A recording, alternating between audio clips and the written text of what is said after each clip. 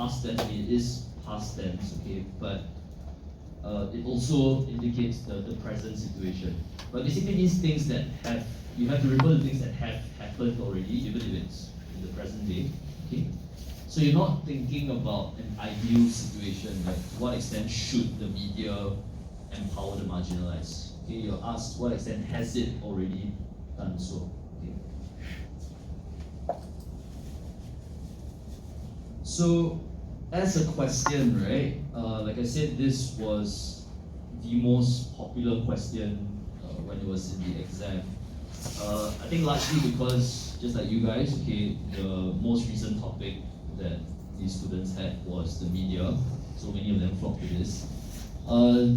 The thing about this question though is that there are a couple of areas where people could slip up. Okay, so we didn't get many A's for this question. Because first of all, the idea of empowering, okay, it needs to be clear in the examples that you give. Because students who studied for the media as a topic, right, okay, they probably were able to give examples relating to the media. But the sense of empowerment and how the media actually brought about the empowerment was not very clear in some of the examples. Okay? So that's a bit of a challenge because you could be giving an example of the media and you could be giving an example of marginalized people, okay, but the role of the media in empowering them may not have been very clear. Okay?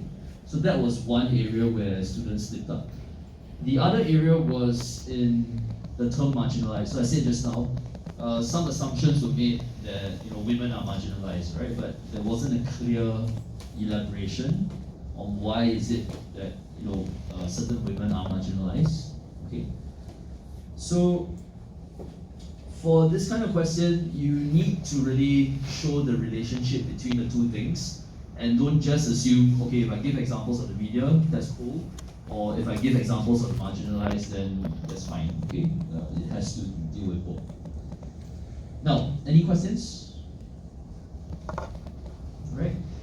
Could you take perhaps 7 minutes? Okay, just talk to the person beside you or around you. Just think of maybe one point in response to this. Okay, 1 or 2 points. If you have examples that relate to it, that would be good.